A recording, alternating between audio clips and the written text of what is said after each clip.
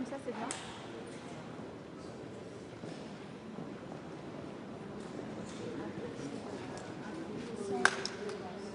Vous êtes un peu acculé. Oui. En fait, vous êtes... Pardon, mais vous êtes un peu C'est acculé. mieux, mettez-les au centre. Au centre de la galerie, là.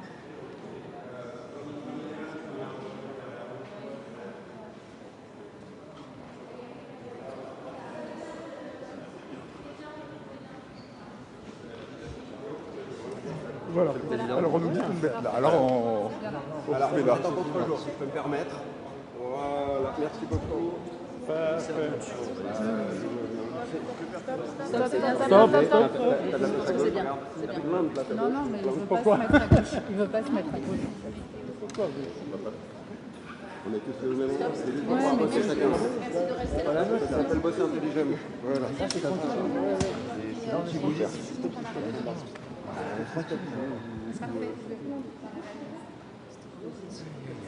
Madame la ministre,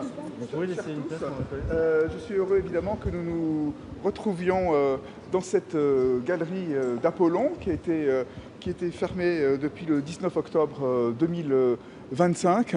Ce lieu iconique du Louvre, bien sûr, qui n'exposera plus les joyaux de la couronne et les gemmes qui vont être présentés dans des espaces sécurisés ailleurs dans le musée. Mais c'est l'occasion aussi de redécouvrir la splendide architecture et le décor de cette galerie. Je voudrais saluer le travail méticuleux des équipes techniques du musée, évidemment pour le démontage des vitrines, de toutes les installations, du département des objets d'art qui a retiré tous les objets et qui seront replacés donc ailleurs au sein du département des objets d'art. Donc les visiteurs vont pouvoir circuler librement dans cette galerie d'ici quelques minutes. Bénéficier aussi de panneaux pédagogiques que vous verrez sur les anciennes vitrines sur le côté pour expliquer un peu l'histoire du lieu et bien sûr du décor. Cette galerie en fait a été imaginée à la suite en 1662, à la suite de l'incendie en fait de la galerie précédente. Et le jeune Louis XIV fait appel à Louis Levaux, le célèbre architecte, et à Lebrun pour le décor peint, la conception de tout le décor. On est juste au moment de la chute de Fouquet à Vaux-le-Vicomte.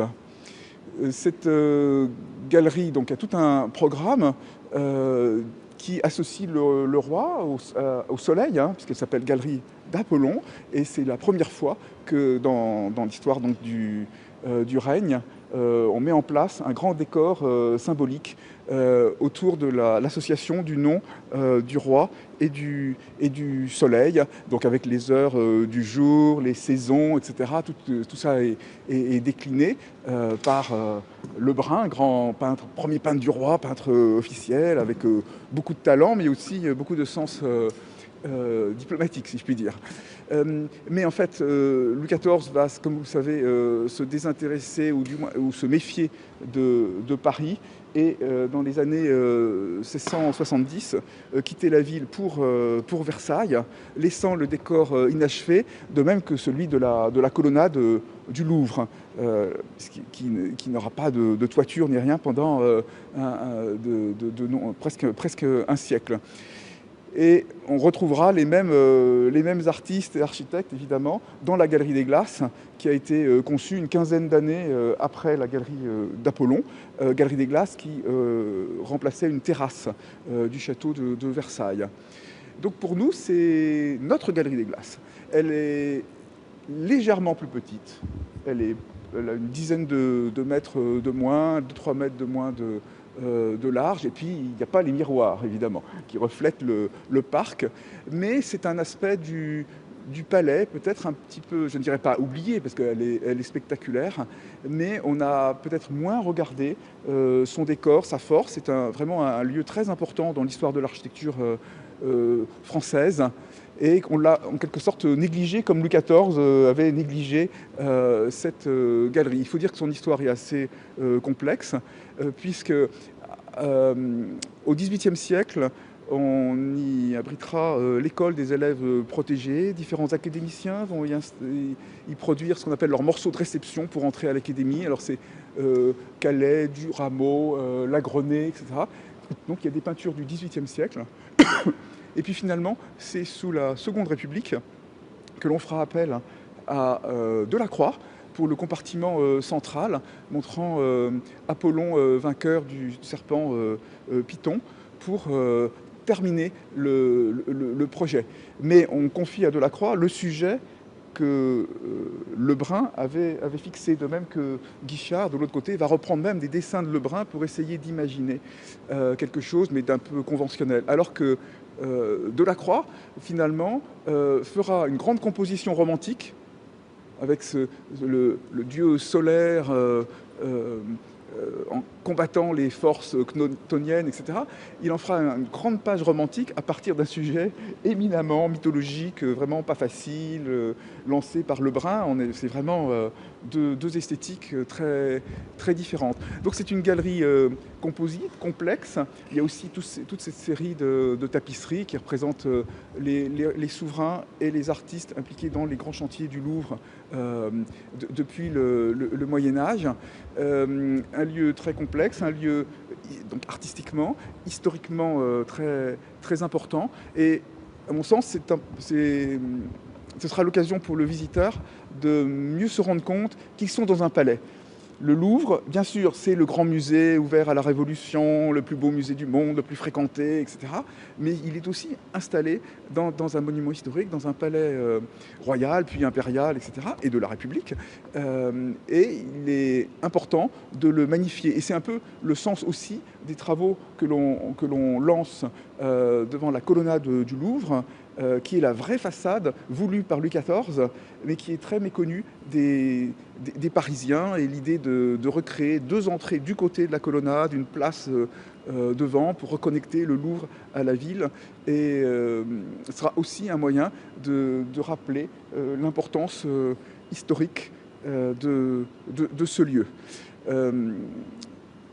Évidemment, c'est un peu curieux de le voir vide de cette manière, mais c'était vraiment sa fonction. C'était une grande galerie d'apparat. Il y avait juste quelques meubles et cabinets. Et puis, il y avait de splendides tapis. Vous en avez vu quelques-uns au Grand Palais la saison passée, surtout les tapis de la Grande Galerie. Mais en fait, il y avait des tapis ici. On va voir, en fait, peut-être, en fonction de la fréquentation, si on peut en remettre certains pour recréer vraiment cette galerie voulue par Colbert, par Louis XIV, mais qui maintenant présente toute une série de strates historiques, artistiques, qui sont passionnantes. Et c'est pour ça qu'on redonne un coup de projecteur sur ce monument, et qui est expliqué donc, dans les embrasures de fenêtres.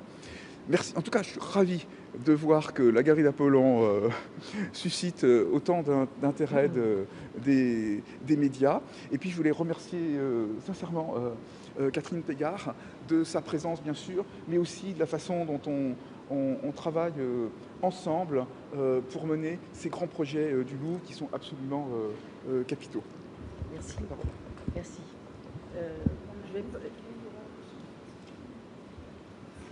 Je ne vais pas être trop long, mais je ne vais pas vous faire un grand discours, mais je crois quand même qu'il faut dire l'émotion qu'il y a aujourd'hui à pénétrer dans cette grande galerie du Louvre. Elle va être partagée dans quelques minutes par tous ceux qui vont se presser ici pour admirer cette beauté qui a traversé les siècles et que l'on redécouvre ce matin dans cette simple métamorphose qui la ramène à elle-même comme une, entre guillemets, nouvelle merveille du Louvre. Vous avez souhaité, cher Christophe, sa réouverture, justement pour elle-même, comme un grand lieu de déambulation entre les œuvres des artistes du XVIIe, XVIIIe, XIXe siècle, qui incarnent la splendeur de notre patrimoine et son rayonnement dans le monde. Il faut être juste, on ne levait pas toujours les yeux sur ces décors, attirés que nous étions par les joyaux de la couronne qui nous attiraient sur le chemin de la Grande Galerie. Et puis, est arrivé ce 19 octobre où ils ont été dérobés. Ce jour sinistre où ont été volées des pièces emblématiques ne peut être oublié, et d'ailleurs, je crois, ne doit pas l'être.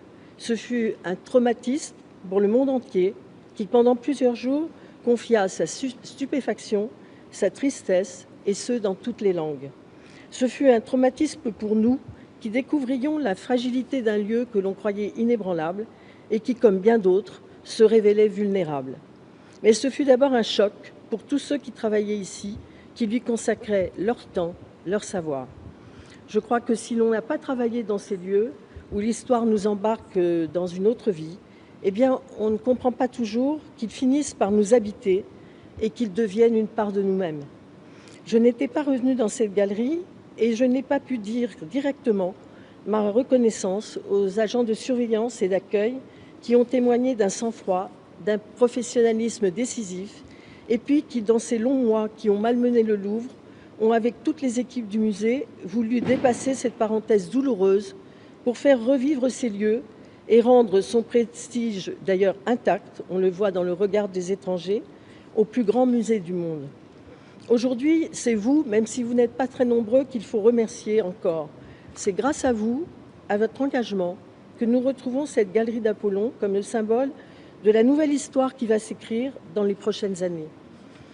Christophe Leribaud a eu l'occasion de le dire, il faut mettre l'accent, même si c'est austère, sur les travaux indispensables de réflexion, d'installation vétuste, voire pour certaines obsolètes. La canicule inédite que nous venons de subir ces dernières semaines en souligne encore l'urgence. Et puis, il faut renforcer la sécurité et la sûreté du Louvre, comme celle de tous nos musées et de nos collections nationales, sur l'ensemble du territoire, qui n'est pas épargné ces temps-ci par les malveillances. C'est un plan national que nous mettons en œuvre dans les prochaines semaines. La sécurité n'est pas une fin en soi, je veux le répéter, elle n'est pas une façon de limiter l'accès aux œuvres, elle est au contraire la condition de leur accès. Mais, et là aussi je vais répéter une évidence, notre préoccupation à toutes et à tous, c'est de rendre au public, à tous les publics, la fréquentation la plus heureuse du patrimoine qui fait notre fierté. Nous reparlerons souvent dans les mois qui viennent du Louvre Renaissance, qui, autour du projet d'Annabelle Seldorf, ouvrira la porte du Louvre sur l'avenir, en ouvrira l'accès aux générations futures, immuable et ancré dans son temps, comme il n'a jamais cessé de l'être. Ce matin, dans cette galerie d'Apollon, c'est cette perspective qui, je crois, s'impose à nous tous et nous anime. Et c'est pourquoi, si vous le permettez, que je veux donner à ce moment un peu plus de gravité que le simple bonheur de redécouvrir cette œuvre d'art totale, conçue pour Louis XIV, déjà comme une fierté nationale. Je vous remercie. Alors, il faut regarder en haut. Marcy, Rodin, les sculptures, les peintures. Une question éventuellement sur la suite, le projet Louvre Renaissance, éventuellement, comme les chiffres avaient été évoqués, savoir, et notamment une question d'urgence, vous aviez évoqué la nécessité de trouver après autour de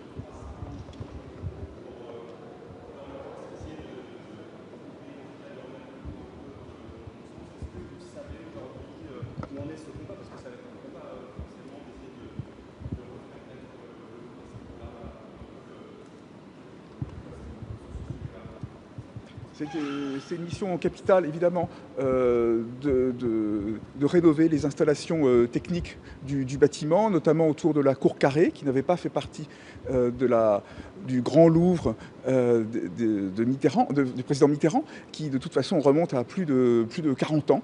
Donc il y a évidemment une remise à niveau de ces espaces. Beaucoup de travaux ont été faits quand même depuis des décennies, mais le Louvre c'est tellement grand, c'est une ville, hein, donc il y a des choses à revoir de tous les côtés. Donc l'idée c'est d'avoir un projet global de rénovation de tout le quadrilatère, donc de la cour carrée et sa façade, donc la colonnade, de façon à aménager 2 entrées pour délester la pression autour de la pyramide, qui à l'heure actuelle accueille 9 millions de visiteurs, alors qu'elle a été conçue pour 4. Elle retrouverait cette mission et cette jauge par le passé. Donc il s'agit vraiment d'améliorer améliorer les conditions d'accueil du public, de conservation des œuvres et de réparer toutes ces salles. Alors ici, on est au milieu des dorures, c'est une très belle galerie qui a bénéficié d'une restauration il y a quelques années, mais il y a d'autres aspects du musée qui ont vraiment besoin de cette rénovation. Vous mentionniez des chiffres de mécénat, effectivement. C'est une rude tâche de trouver les financements, aussi bien en France qu'à l'étranger. C'est une mission absolument capitale pour quand même un fleuron de la culture française, aussi un lieu d'attractivité touristique, de dynamisme pour la ville. Mais je crois que les équipes qui ont été très choquées, bien sûr, par ce qui s'est déroulé ici au mois d'octobre. Maintenant, on a décidé de tout se reprendre en main. On a évidemment des schémas, des travaux qui sont engagés pour la sécurité, mais il faut aller au-delà, avoir plus d'ambition pour que le musée soit plus beau, plus accueillant, qu'il puisse tenir son rang de plus grands musées du monde, au moment où le Metropolitan Museum de New York, le British Museum, etc., connaissent aussi de grandes rénovations. Pouvez-vous nous dire où seront exposés les joyaux? Évidemment, ceux qui pourront être exposés, où seront-ils exposés, ceux qui étaient ici dans la galerie? Alors, la collection de gemmes, c'est-à-dire les cristaux taillés, etc., c'est très très belle collection qui était dans les grandes vitrines, dont s'occupe Olivier Gabet, le directeur du département des objets d'art, qui pourra vous en parler davantage, vont retrouver de nouveaux emplacements dans le département des objets d'art, du côté de l'aile Richelieu, dans les vitrines d'ailleurs, Second Empire, très belle, qui avait été conçue pour elle. Donc ça, c'est une question de mois, parce qu'on en profite du coup pour revoir la sécurité de ces vitrines et les restaurer. Pour ce qui est des joyaux eux-mêmes, hein, du régent, etc., pour ça, on a besoin de créer une salle hautement sécurisée. Ça prendra un petit peu plus de temps pour pouvoir les présenter. Un petit peu plus de temps et de moyens, à l'heure où les budgets sont plutôt contraints. Est-ce que ça ne risque pas de reporter le projet? Est-ce que vous avez des craintes là-dessus? Je pense que c'est un projet qui reposera aussi sur le mécénat, mais pour présenter de tels joyaux, on le trouvera. Mais pour l'instant, l'urgence était quand même de pouvoir rouvrir cette magnifique galerie pour le public. Et puis c'est la communication avec la grande galerie qui est juste là. Rouvrir cette galerie vide, est-ce que c'est une façon de tourner la page d'une histoire un peu sombre du Louvre? Alors c'est pas une galerie vide, c'est la galerie dans son usage, dans sa fonction du XVIIe siècle, de déambulation. Là on la voit effectivement assez vide, à part toutes les équipes de journalistes. Enfin d'ici quelques minutes, vous verrez tout le public qui va se réapproprier, si je puis dire, le lieu. Mais pourquoi les bijoux, les diamants de la couronne et les gemmes de la collection de Louis XIV étaient ici et pas ailleurs? Ça a été un choix pour les gemmes sous le Second Empire et les joyaux après les vents de la République, etc., dans les années 1890, seront présentés ici. C'est un très bel écrin. Mais on voulait assurer la continuité de la nation entre le passage à l'Ancien Régime et la République. C'était un tout ici. Sauf qu'entre-temps, la République avait vendu quand même 95% oui, des joyaux. On a essayé de les maintenir, et c'était un peu montrer la continuité de l'État ici. En tout cas, c'est un lieu qui mêle des strates très complexes et variées depuis le XVIIe siècle, puisque jusqu'à Delacroix, effectivement. Vous maintenez les galeries la ministre a disparu, du coup. Si vous aviez des...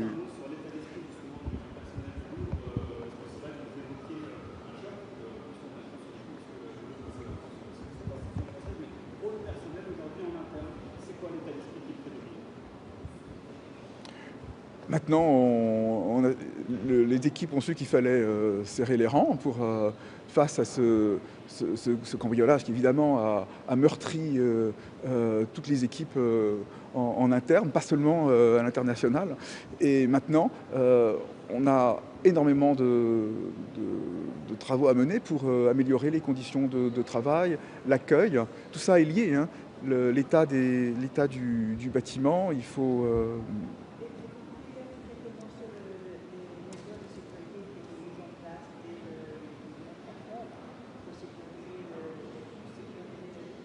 Bien sûr, donc on a installé une grille au fond de la galerie sur ce balcon. On a installé des caméras de surveillance autour du bâtiment. Enfin, on en a rajouté, hein, il y en avait quand même. On sécurise les fenêtres. Enfin, on a un schéma directeur de sécurité qui a été renforcé. On a embauché un coordinateur de sûreté qui est un commissaire de police qui travaille directement avec moi.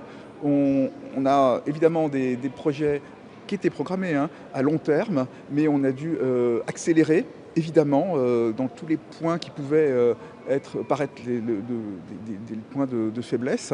Mais là encore, le bâtiment est absolument gigantesque. Et puis notre mission, c'est d'accueillir du monde. On ne peut pas mettre tout dans des coffres-forts. La Joconde est protégée et ultra protégée par une vitrine, mais il faut quand même que les visiteurs puissent avoir un contact avec les œuvres d'art. Il faut aussi, en cas d'incendie, qu'on puisse évacuer, aussi bien le public évidemment, mais aussi les œuvres. Donc c'est toujours assez compliqué dans un musée, et encore plus quand c'est un monument historique. On ne peut pas faire n'importe quoi avec les décors. Mais les équipes s'y activent, évidemment, c'est évidemment primordial pour nous. Est-ce que vous allez laisser les vitrines vides? Voilà, c'était un choix de ne pas laisser les vitrines vides. Là, il y a des vitrines vides, mais qu'on va mettre on va mettre des bronzes, des sculptures à l'intérieur. Oui, c'est juste une question de planning. Alors, la couronne de génie est en cours de restauration, mais là encore, Olivier Gabet va pouvoir vous en parler. Il se cache derrière, mais enfin, non, c'est plutôt vous qui le cachez, là, parce que vous êtes derrière. Bien sûr, elle est en cours de restauration, et bon, c'est rattrapable. Hein. Olivier, peut-être, si tu veux parler de la couronne. Ah, alors la couronne. Est-ce que vous pouvez vous présenter, s'il vous plaît?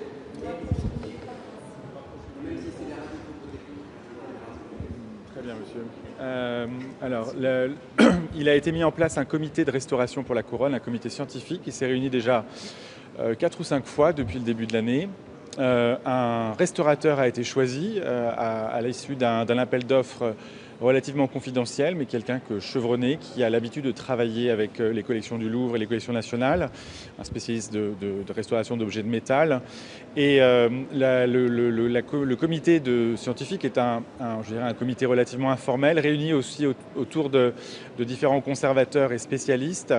Les équipes du C2RMF, qui sont le laboratoire de recherche et de restauration des musées de France, qui ont fait des analyses extrêmement poussées sur la façon dont la couronne avait été fabriquée, les matériaux qui avaient été utilisés, parce que c'était des éléments que nous n'avions pas forcément. Donc il y a un mélange à la fois de représentants de l'équipe scientifique du Louvre et des musées nationaux, mais aussi on l'avait souhaité avoir des représentants des 5 maisons historiques de la place Vendôme, les maisons Boucheron, Cartier, Van Cleef, Mellerio, et je vais en oublier une, Van Cleef, Mellerio, Cartier et Chaumet, pardon.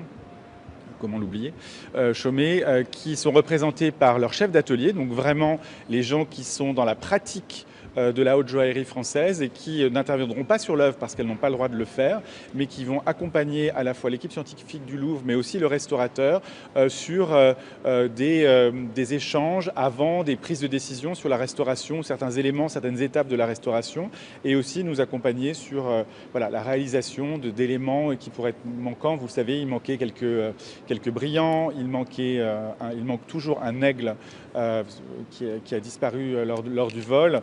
Et donc voilà, c'est le processus.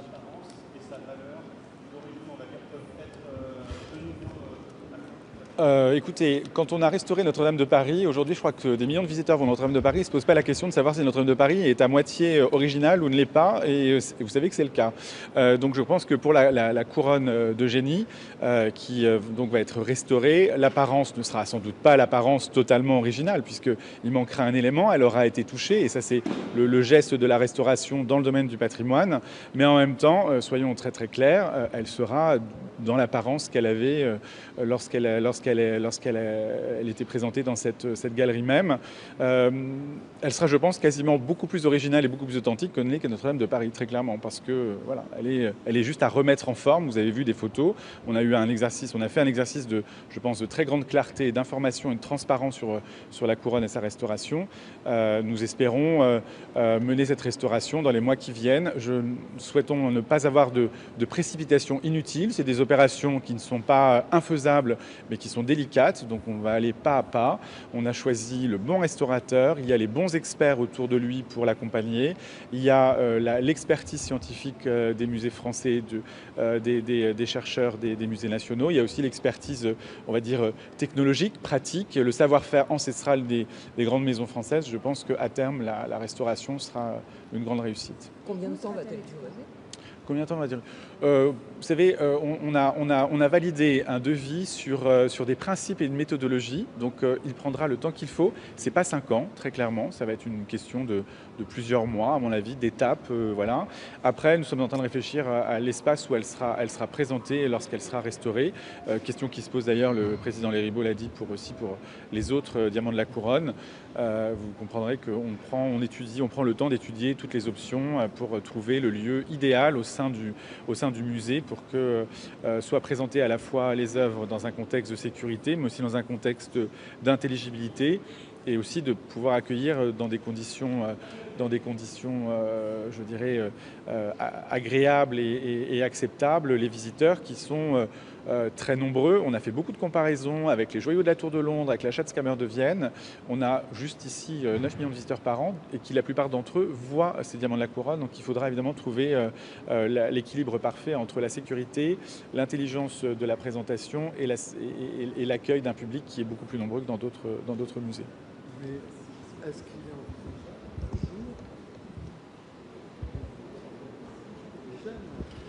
Écoutez, la décision a été, Christophe Leribaud a expliqué l'historique muséographique de la galerie d'Apollon. Elle a un intérêt architectural et patrimonial. Elle a été aussi intégrée finalement au dispositif muséographique du Louvre depuis la période révolutionnaire. Alors vous comprendrez qu'après le traumatisme du 19 octobre, des mesures sans doute radicales ont dû être prises. Nous les endossons totalement. Y aurait-il eu un autre problème dans une galerie d'Apollon qui n'aurait pas été changée? Je pense que vous ne seriez sans doute pas privé de nous dire que nous n'avions pas fait notre travail. Nous avons opté pour une option avec toutes les équipes du Louvre, parce que c'était un travail colossal et très patient, parce que ce sont parmi les œuvres les plus fragiles des collections.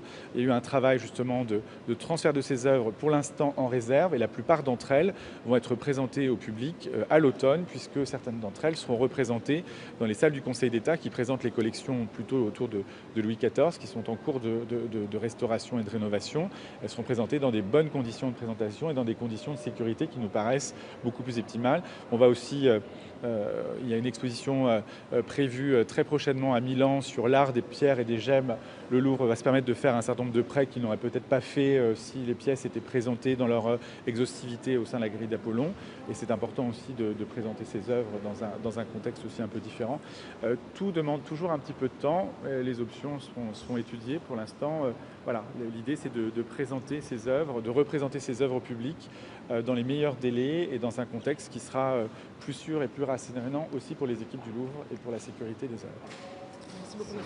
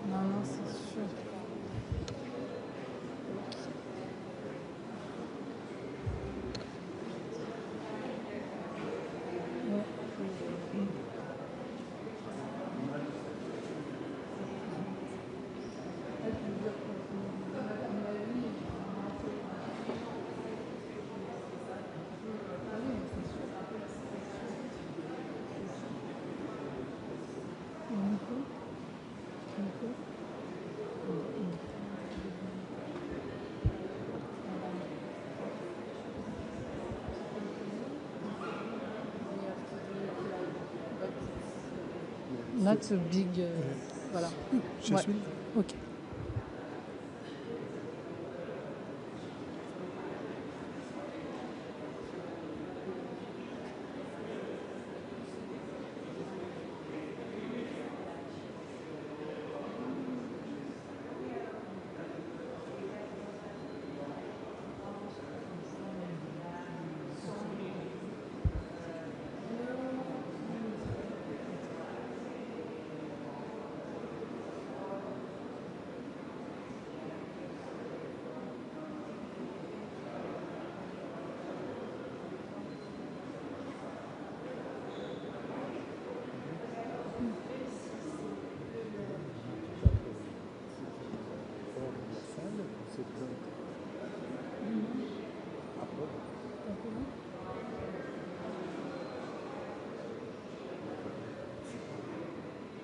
Ouais.